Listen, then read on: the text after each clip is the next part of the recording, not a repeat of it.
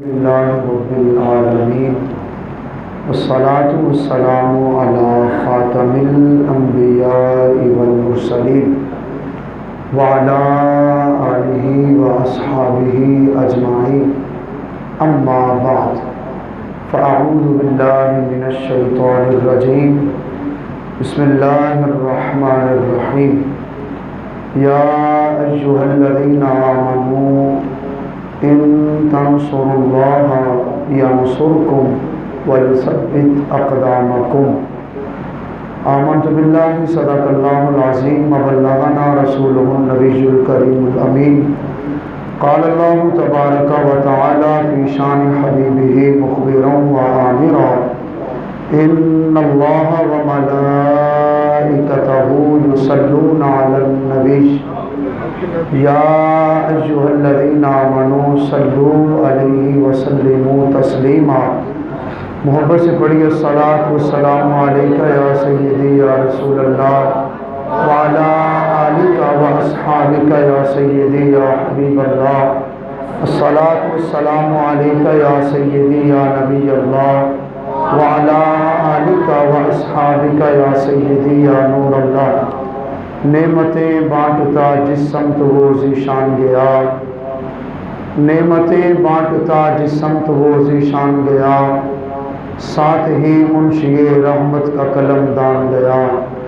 آج لے ان کی پناہ، آج مدد مانگ ان سے، کل نہ مانیں گے قیامت میں اگر مان گیا۔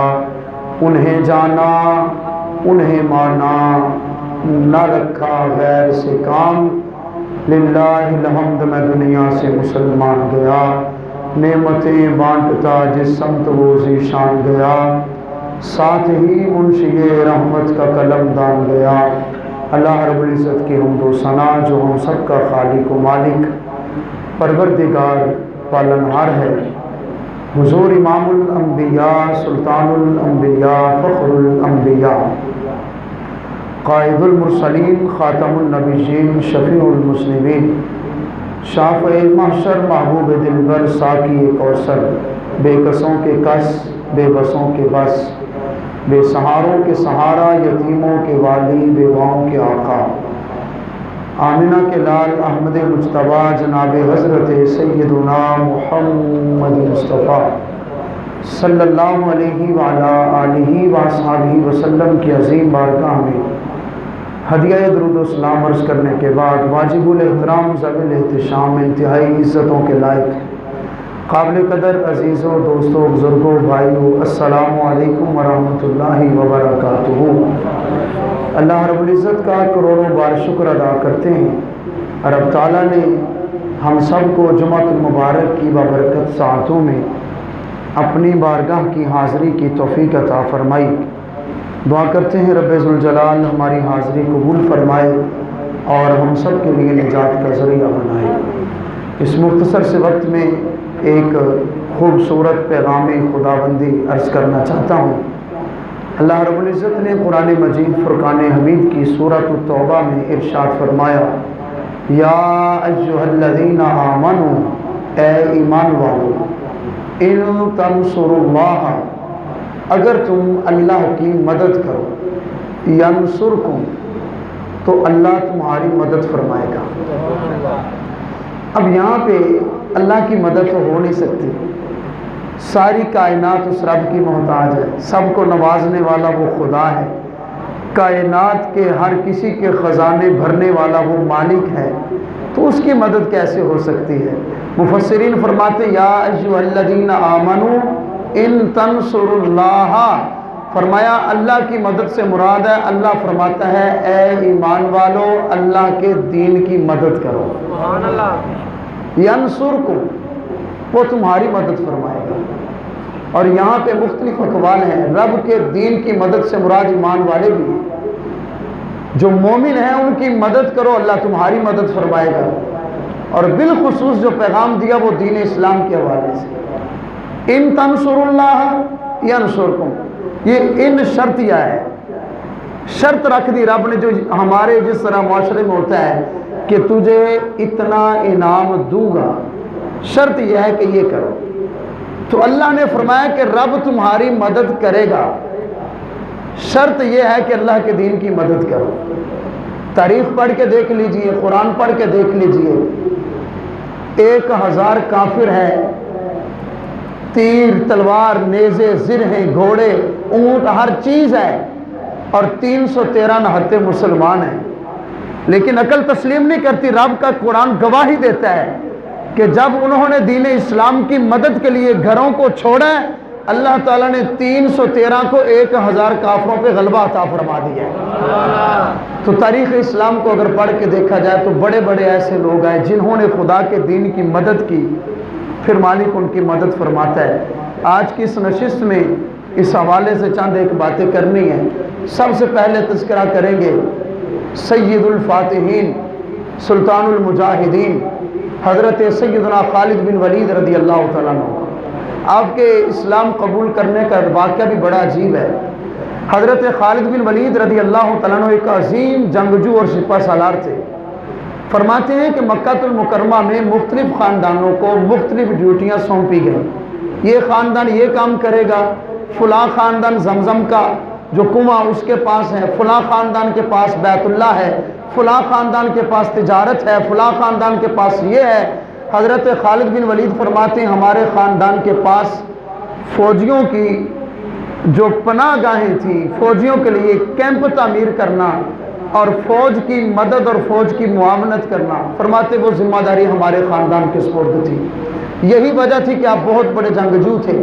غزوہ احد میں آتے ہیں تو جتنے بھی تیروں اور تلواروں والے ہیں ان کی کمان تھی ایک اور کافر کے ہاتھ میں، اور جتنے بھی گھڑ سوار تھے ان تمام کی کمان، ان کی قیادت اس لشکر کے جو امیر تھے وہ حضرت خالد بن ولید رضی اللہ تعالیٰ عنہ تھے۔ مالک مدد کیسے فرماتا ہے؟ حضرت خالد بن ولید رضی اللہ تعالیٰ عنہ اپنے ایمان لانے کا واقعہ بیان کرتے ہیں۔ فرماتے ہیں کہ نبی کریم علیہ السلام حدیبیہ کے مقام پہ تشریف لائے تو میں دل میں یہ ارادہ رکھ کے گیا کہ میں نعوذ باللہ نبی پاک صلی اللہ علیہ وسلم کو شہید کر دوں گا۔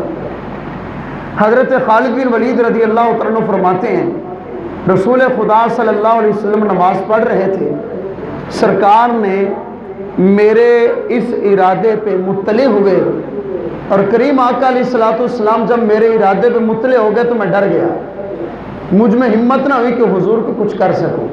فرماتے واپس آ گیا۔ حضرت خالد بن ولید فرماتے میرے دل میں یہ بات کثرت سے تھی کہ خالد بن ولید تو کافروں کے ساتھ مل کے تیروں اور تلواروں کے چکر میں ہے، محمد عربی کا غلام تو شاہ حبشہ تک ہو چکا ہے، حبشہ غلام اور بادشاہ حبشہ ساری مخلوق حضور کی مطیع و فرما بردار بن چکی ہے۔ حضرت خالد بن ولید فرماتے ہیں ابھی میں اسی کشمکش میں تھا کہ میرے بھائی کا خط میرے پاس آیا جو کہ مسلمان ہو چکا تھا۔ اس نے خط میں لکھا کہ خالد بن ولید میں نبی کی مجلس میں بیٹھا تھا، رسول خدا فرما رہے تھے کہ خالد بن ولید کو کیا ہو گیا ہے، خالد جیسا عقل مند اور دانشور انسان بھی ابھی تک اسلام قبول نہیں کر سکا۔ حضرت خالد بن ولید فرماتی لفظ تاثیر کا تیر بن کے میرے دل میں پیوست ہو گئے، اور سرکار نے فرمایا، خالد بن ولید فرماتے خط میں لکھا تھا رسول خدا نے کہ خالد بن ولید کو کیا ہو گیا ہے، اسلام میں آئے نا، اسلام کی خاطر قربانیاں دے، میرا مالک خالد کو سر بلند فرما دے گا۔ اسی آیت کی تفسیر نبی فرما رہے ہیں، اور سرکار نے ایک اور جملہ فرمایا، حضور فرمانے لگے خالد بن ولید کو کیا ہو گیا ہے، جتنی کوشش کافروں کے ساتھ کرتا ہے اتنی محنت اگر اسلام میں کرے تو ہم خالد بن ولید کو سر بلند فرما بھی دیں گے۔ سبحان اللہ۔ حضرت خالد بن ولید فرماتی یہ خط پڑھنے کی دیر تھی میرے دل میں اسلام کی محبت آ گئی کہ میں حضور کے بارے میں دشمنی رکھتا ہوں، آقا میرے بارے میں کیا سوچ رہے ہیں۔ حضرت خالد بن ولید، حضرت عثمان بن طلحہ اور حضرت سعید بن زید رضی اللہ تعالیٰ عنہ، یہ تینوں صحابہ حضور کی بارگاہ میں پہنچے، اسلام قبول کیا۔ اب حضرت خالد بن ولید رضی اللہ تعالیٰ عنہ کا تذکرہ کیوں چھیڑا؟ ان تنصر اللہ ینصرکم، اللہ کے دین کی مدد کرو گے تو مالک تمہاری مدد فرمائے گا۔ حضرت خالد بن ولید رضی اللہ تعالیٰ عنہ سب سے پہلے جس جنگ میں جاتے ہیں وہ جنگ یرموک ہے۔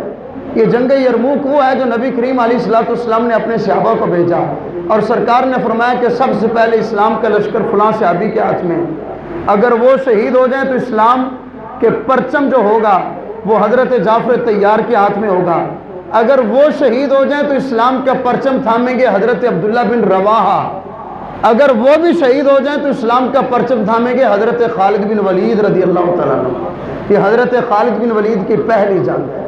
پھر مالک نے مدد کیسی فرمائی؟ پہلے صحابی بھی شہید ہو گئے، حضرت جعفر طیار بھی شہید ہو گئے، حضرت عبداللہ بن رواحہ بھی شہید ہو گئے۔ اب یہاں پہ امام بخاری نے بڑا خوبصورت تذکرہ کیا ہے۔ نبی کریم علیہ السلام کے علم غیب سنیے، صحابہ فرماتے ہیں کئی ہفتوں کی مسافت ہے، آقا مسجد نبی میں بیٹھ کے لائیو کوریج دے رہے ہیں، حضور سارا منظر اپنے صحابہ کو لائیو بتا رہے ہیں۔ سرکار فرماتے اب اسلام کا جھنڈا حضرت جعفر کے ہاتھ میں۔ حضور نے فرمایا دشمن نے حضرت جعفر کا دایاں بازو کاٹ دیا، لیکن میرا بھائی جعفر بزدل نہیں ہے، اسلام کا پرچم بائیں ہاتھ میں تھام لیا ہے۔ سرکار نے فرمایا دشمن نے بایاں بازو بھی کاٹ دیا، لیکن حضور فرمانے لگے میرے جعفر نے اسلام کا پرچم اپنے منہ میں لے لیا۔ اب کئی ہفتوں کی مسافت پہ جنگ ہے، حضور لائیو مدینے میں بتا رہے ہیں، صحیح بخاری میں امام بخاری سمجھا رہے ہیں۔ نبی کریم علیہ السلام نے فرمایا انا للہ و انا الیہ راجعون، فرمایا میرا جعفر راہ خدا میں شہید ہو گیا ہے۔ اب پھر مالک مدد کیسی فرماتا ہے، انعام کیسا دیتا ہے؟ نبی کریم علیہ السلام نے گردن کو جھکایا، چند لمحوں کے بعد گردن اٹھائی، فرمایا بتاؤں اس وقت تمہارا جعفر کدھر ہے؟ یا رسول اللہ بتائیے نا۔ اب جو مدد کرے مالک انعام یہ عطا فرماتا۔ حضور کا جملہ سن کے جھومیے گا۔ نبی کریم علیہ السلام فرماتے ہیں یطیر فی الجنۃ مع الملائکۃ حیث یشاء، فرمایا صحابہ تمہارے بھائی جعفر نے راہ خدا میں جو دو بازو کٹوائے تھے نا، مالک نے حضرت جعفر کو ان بازوؤں کے بدلے دو کافوری پار عطا فرما دیے۔ بس بات ختم نہیں، یطیر فی الجنۃ مع الملائکۃ حیث یشاء، فرمایا جعفر کو جنت الفردوس بھی مل گئی ہے، اور شان یہ ملی ہے ان دو پروں کے ساتھ جہاں جی چاہتا ہے فرشتوں کے ساتھ اڑتا پھر رہا ہے۔ حضرت عبداللہ بن رواحہ نے لشکر کا جھنڈا تھاما، شہید ہو گئے۔ اب باری آ گئی حضرت خالد بن ولید کی۔ حضرت خالد بن ولید نے پے در پہ حملے کیے، اتنے حملے کیے، ان حملوں کی وجہ سے نبی کریم علیہ السلام اور اللہ رب العزت نے حضرت خالد بن ولید کو سیف اللہ کا لقب عطا فرما دیا تھا۔ یہ جنگ یرموک میں لقب ملا۔ اور اب سنیے حضرت خالد بن ولید فرماتے ہیں میرے جسم پہ کوئی حصہ ایسا نہیں ہے جس پہ تیر اور تلوار کا زخم نہ ہو، تیر اور تلوار کے زخم کا نشان نہ ہو، لیکن کیا کروں، جس کی حفاظت خدا کرے اس کو مٹا کون سکتا ہے۔ حضرت خالد بن ولید رضی اللہ تعالیٰ عنہ کا ایمان کیا ہے؟ یہ وہ ہیں حضرت امام زین العابدین رضی اللہ تعالیٰ عنہ کا جملہ سنیے۔ آپ فرماتے ہیں میرے باپ امام حسین ہمیں اسلامی غزوات کی داستانیں اور اسلامی مجاہدین کی باتیں اس طرح سکھاتے تھے جیسے قرآن کی آیت سکھائی جاتی ہے، اور ہماری نسلوں کو پتہ تو چلے نا ہمارے بڑے کیسے تھے۔ حضرت خالد بن ولید رضی اللہ تعالیٰ عنہ نبی کریم علیہ السلام نے حلق کروایا، سرکار کے مبارک بال اپنی ٹوپی میں سلوا لیے۔ مسیلمہ کذاب کے خلاف جنگ لڑی گئی تو اس لشکر کے سپہ سالار بھی حضرت خالد بن ولید تھے۔ مسیلمہ کذاب 1 لاکھ سے زیادہ لوگوں کو لے کر آیا ہے، اور جنگ یمامہ میں مسلمانوں کی تعداد 13,000 ہے۔ جنگ لڑی جا رہی ہے، حضرت خالد بن ولید رضی اللہ عنہ کی ٹوپی گم ہو گئی۔ آپ اس مجاہد اسلام سے سنیے کہ نبی کے بالوں کی تاثیر کیا ہے۔ حضرت خالد بن ولید نے فرمایا جنگ روک دو، جنگ روک دی، فرمایا ٹوپی تلاش کرو۔ حدیث کے لفظ ہے اطلبوا القلنسوہ، ٹوپی تلاش کرو۔ لوگ کہنے لگے کہ ہمارے لشکر کی ٹوپی پتہ نہیں کتنی مہنگی ہوگی، کتنی قیمتی ٹوپی ہوگی۔ جنگ روکی گئی، ٹوپی تلاش کی گئی۔ حضرت خالد بن ولید کی ٹوپی ملی تو پھٹی پرانی سی ٹوپی ہے، کپڑے کی سادہ سی ٹوپی ہے۔ کہا میرے لشکر اتنی عام سی ٹوپی، لیکن اس ٹوپی کے لیے جنگ روکی گئی۔ حضرت خالد بن ولید فرمانے لگے تمہیں پتہ نہیں ہے یہ ٹوپی وہ ہے جو کائنات کی سب سے قیمتی ترین ٹوپی ہے۔ اب خالد بن ولید کا جملہ سنیے، آپ نے فرمایا اس ٹوپی میں رسول خدا کے بال چھپا کے رکھے ہیں، جس دن سے نبی کے مبارک بالوں والی ٹوپی پہن کے جس میدان جنگ میں جاتا ہوں ان بالوں کی برکت سے میرا مالک مجھے فتح عطا فرما دیتا ہے۔ ان تنصر اللہ ینصرکم۔ ان لوگوں نے مدد کی تو دیکھی، آج بھی ذکر باقی ہے۔ اب آ جاتے ہیں ماضی قریب میں، 1900 کی بات ہے۔ जुलाई के महीने 20 जुलाई सन 1900 में मिर्ज़ा काना गुलाम अहमद जिसने नबूवत का दावा किया, ये वो दौर है जो पीर मेहर अली शाह का दौर है। इसने कहा कि मैं चैलेंज करता हूं कि पीर मेहर अली शाह के मेरे साथ मुनाजरा करें, और ये बात बहुत बड़ी थी। इसने सोचा कि पीर मेहर अली इतना बड़ा पीर है, कैसे आएगा मेरे मुकाबले में। और ये लिखा किताबों में, हज़रत सैयदना पीर मेहर अली शाह साहब मदीना मुनव्वरा में है। नबी करीम अलैहिस्सलाम ख्वाब में तशरीफ़ लाते हैं और सरकार ने फरमाया, मेहर अली मेरी ख़त्म नबूवत पे हमला हो रहा है, जाओ जाके उनको जवाब दो। सरकार ने मुजाहिद को भेजा। अब यहाँ पे मैं कुरान की आयत समझाने लगा हूँ, इन तंसुरुल्लाह यंसुरकुम, अगर अल्लाह के दीन की मदद करोगे तो मालिक तुम्हारी मदद फरमाएगा। सुनिएगा ज़रा, हज़रत सैयदना पीर मेहर अली शाह साहब रहमतुल्लाह तआला आए 25 अगस्त सन 1900। आज का दिन भी 25 अगस्त इसी मुनासबत से इस बात का भी इंतखाब किया गया, मस्जिद नबवी का सहन मुंतखब किया गया। लाहौर की सड़कें 2 दिन पहले से भरना शुरू हो गई कि मोहम्मद अरबी के गुलाम और झूठे नबूवत के दावेदार का आपस में मुनाजरा है। सड़कें भरना शुरू हो गई, मस्जिद नबवी का सहन भर गया। पीर मेहर अली शाह सर पे दस्तार सजा के सोने नबी की सुन्नतों पे अमल करते हुए आ रहे हैं। 25 अगस्त का दिन आ गया, 26 अगस्त गुजर गई, पूरे 2 दिन पीर सैयद मेहर अली शाह मस्जिद नबवी में बैठ के मिर्ज़ा काने को बुलाते रहे, वो नहीं आया। तो इस दिन को अहलियान इस्लाम यौम फतह मुबीन के नाम से याद करते हैं कि ये वो दिन है जिस दिन अल्लाह ताला ने ईमान वालों को फतह अता फरमाई थी। अब अगला जुमला सुनिए।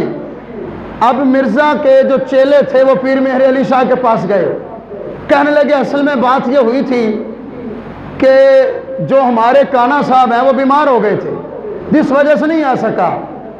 तुम्हारा कुरान कहता है कि हक और बातिल में फैसला करना हो तो मुबाहला कर लो। अब ऐसा करो कि मुबाहला करते हैं, एक लंगड़ा काना लूला नबीना तुम ले आओ, एक लंगड़ा काना नबीना हम ले आते हैं, दोनों दुआ करेंगे, जिसकी दुआ से माजूर ठीक हो जाएगा वो सच्चा होगा, जिसकी दुआ से ठीक नहीं होगा वो झूठा होगा। अब देखें इन लोगों का कुरान की आयत में ईमान कैसा था, इन तंसुरुल्लाह यंसुरकुम, अगर तुम अल्लाह की मदद करोगे तो अल्लाह तुम्हारी मदद फरमाएगा। अब कोई बंदा खामोश न रहे इस जुमले पे। पीर सैयद मेहर अली शाह से कहा गया नबीना ले आते हैं, दुआ तू भी करेगा हमारा काना भी करेगा, जिसकी दुआ पे नबीने को बिनाई मिल जाएगी वो सच्चा। अब ये जुमला सुनना, हजरत पीर सैयद मेहर अली शाह फरमाने लगे बात इतनी नहीं है, अपने काने को बुला, काना भी मुर्दे को जिंदा करके दिखाए, मेहर अली भी मुर्दे को जिंदा करके दिखाता है, मेहर अली भी मुर्दे को जिंदा करके दिखाता है। और आपके मरीज कहने लगे पीर जी इतना बड़ा दावा, मुर्दे को जिंदा करना छोटी बात तो नहीं है। पीर जी फरमाने लगे जिस नबी की खत्म नबूवत पे पहरा दिया है उस नबी ने आके फरमाया मेहर अली ज़बान तेरी होगी, कुदरत मेरे रब की होगी। फरमाया एक मुर्दे को जिंदा करना क्या बात है, हजारों मुर्दे भी जिंदा हो जाएंगे मेहर अली के कहने पे। अब अगला जुमला भी सुनिए। अब यहाँ पे आ गए पीर सैयद मेहर अली शाह ने एक और चैलेंज किया, फरमाया अगर तुम्हारा नबी सच्चा है ना, काना है तो झूठा, सच्चा मानते हो, एक मेज पे कागज और कलम तुम रखो। मिर्जा काना कलम को हुक्म दे कि कुरान की तफसीर लिखे।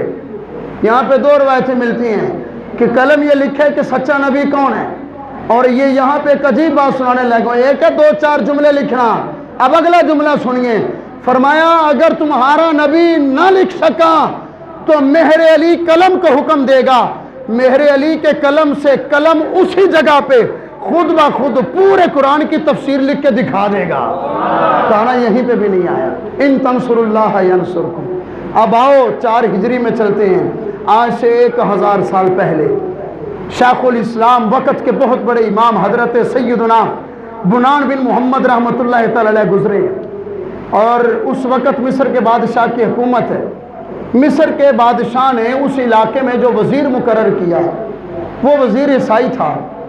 अब यहाँ पे इस बात को मैंने आखिर में क्यों रखा, कुछ समझाना चाहता हूँ। अगर अपने रब के कुरान से पूछे तो हमारा कुरान ज़िम्मियों के हुकूक बयान करता है, دین اسلام ذمیوں کے اقلیتوں کے حقوق بیان کرتا ہے۔ یہ ذمی اور اقلیت کیا ہے؟ کوئی بھی کافر، ہندو ہو، سکھ ہو، عیسائی ہو، مشرک ہو، کوئی بھی ہو، کافر ہے۔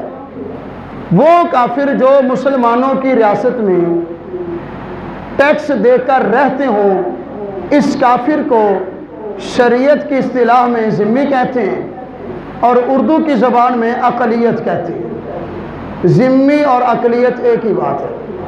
اب حضرت سیدنا بنان بن محمد رحمۃ اللہ تعالی علیہ جس علاقے میں آپ تو اس علاقے کا وزیر بنا دیا عیسائی کو، یہاں پہ جو جملہ بتانے لگا، بڑی محبت سے جملہ سننا، عجیب دور ہے اور حماقت اور جہالت کی انتہا ہے۔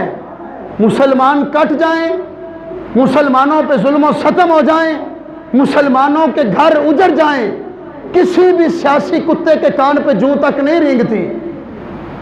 اگر کوئی کافر، کوئی سکھ، کوئی چوڑا، کوئی عیسائی جان بوجھ کے اپنے گھروں کو جلائے یا کوئی جلا دے تو ہر ایک کو وہاں سے تکلیفیں اٹھتی کہ جہاں پہ انسان سوچ بھی نہیں سکتا۔ ہمارے ماضی قریب میں ایک واقعہ ہوا فیصل آباد کی تحصیل جڑاوالا میں۔ ذمیوں کے حقوق کا اسلام درس دیتا ہے۔ جس طرح مسلمان کی عزت اسی طرح ذمی کی عزت۔ مت کہنا کہ مولوی غلط بیان کر رہا ہے، اپنے رب کے قرآن کی ترجمان نہیں کرنے لگا ہوں۔ میرے نبی نے فتح مکہ کے موقع پہ فرمایا، خطبہ حجۃ الوداع میں فرمایا جیسے مسلمان کی عزت، مسلمان کی جان، مسلمان کا مال محفوظ ہے، حضور فرماتے خبردار اسی طرح اقلیتوں کی عزت، جان اور مال محفوظ ہے۔ جن لوگوں نے عیسائیوں کے گھروں کو جلایا انہوں نے غلط کیا۔ اسلام اس بات کا درس نہیں دیتا۔ جرم جس کا ہو سزا اس کو ملنی چاہیے، جس کا جرم نہیں سزا اس کو نہیں ملنی چاہیے۔ اب یہاں پہ بات سنیں، یہیں سے بات پھر شروع کرتا ہوں۔ اسلام اقلیتوں کے حقوق کا درس دیتا ہے، لیکن قرآن کی زبان پڑھنے لگا ہوں، قرآن پڑھ کے دیکھ لیجئے، اگر کسی کو عزت، مرتبہ اور عروج دیتا ہے تو اسلام صرف ایمان والوں کو دیتا ہے۔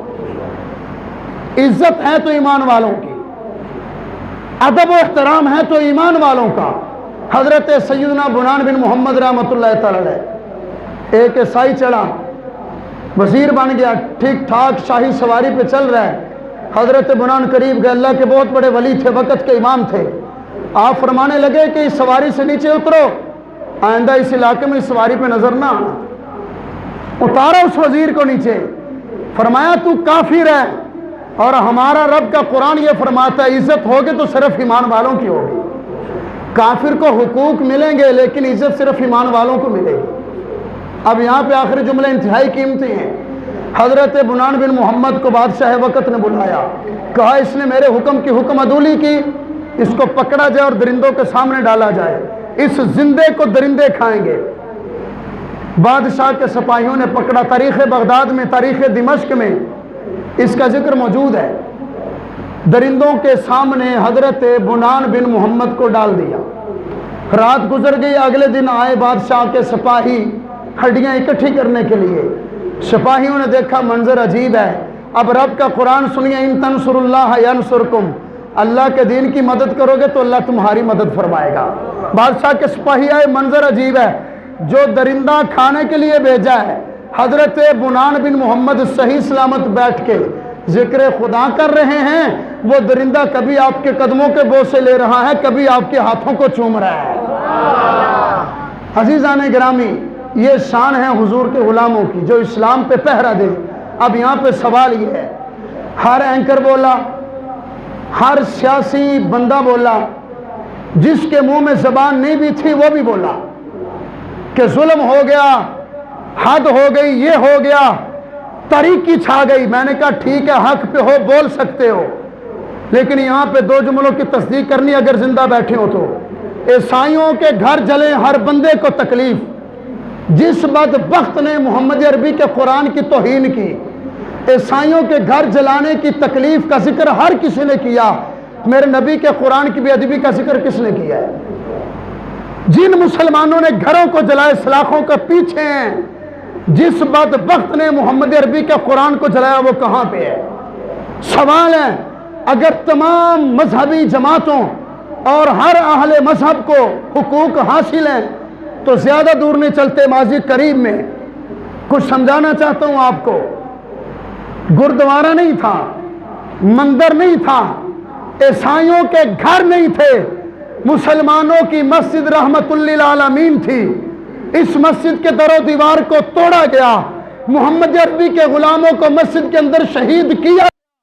سوال ہے میرا آج ان کتے سیاستدانوں سے جو عیسائیوں کے نام پہ آ کے تکلیف میں ہیں، جب مسلمانوں پہ گولیاں چلائی جا رہی تھی تب کہاں تھے؟ اگر سمجھ آ رہی ہے تو بولے ذرا محبت سے، بات غلط کر رہا ہوں تو ٹوک سکتے ہو مجھے۔ عیسائیوں کے گھر جلے تکلیف ہے، ہر اینکر بولا، ہر میڈیا بولا، ہر سیاسی کتا بولا۔ میں نے کہا عیسائیوں کے گھر جلے علماء کو تکلیف، قرآن کے خلاف کیا، نہیں کرنا چاہیے تھا۔ سوال یہ ہے جب ماضی قریب میں قرآن کی بے ادبی ہوئی تب یہ تکلیف کہاں تھی؟ جب ماضی قریب میں مسلمانوں کو شہید کیا گیا تکلیف کہاں تھی؟ مسلمانوں تمہیں بات یہ سمجھانا چاہتا ہوں، کافروں کو کچھ ہو تو ان سے کچھ ٹکوں کے بدلے میں زبان کھولی جائے، میرے نبی کو پسند نہیں ہے۔ قرآن کی بے ادبی ہو، مسلمان کو کوئی تکلیف نہ ہو، میڈیا خاموش، مسلمان سیاستدان خاموش، مسلمانوں کو مسجد کے اندر سیدھی گولیاں چلا کے شہید کیا جائے، میڈیا خاموش، سیاستدان خاموش۔ سوال یہ ہے فیصلہ آپ نے کرنا ہے کہ اصل بات ہے کیا؟ نتیجہ پھر عرض کرنے لگا ہوں، اسلام ذمیوں کے حقوق دیتا ہے، اسلام اقلیتوں کے حقوق بیان کرتا ہے، لیکن فیصلہ آپ نے کرنا ہے کہ بات کیا ہے۔ ہمارا میڈیا مسلمان شہید ہوں خاموش ہے، مسلمانوں پہ گولیاں چلے خاموش ہے، مسجد کی بے حرمتی ہو خاموش ہے، قرآن کی بے ادبی ہو خاموش ہے۔ عیسائیوں کے مندر جلیں تو میڈیا بولتا ہے، عیسائیوں کے مندر جلیں تو سیاستدان بولتے ہیں، مسلمان شہید ہوں تو سیاستدان خاموش ہیں۔ وجہ صرف یہ ہے دین پیارا نہیں ہے، یہود و نصارہ پیارے ہیں، قرآن پیارا نہیں ہے، کافروں سے ملنے والے مال دولت پیارے ہیں، لیکن ہمارے رب کا فیصلہ آج بھی وہی ہے۔ 1400 سال پہلے رب نے قرآن اتارا، اِن تنصروا اللہ ینصرکم، اگر تم اللہ کے دین کی مدد کرو گے تو یاد رکھنا اللہ تمہاری مدد فرمائے گا۔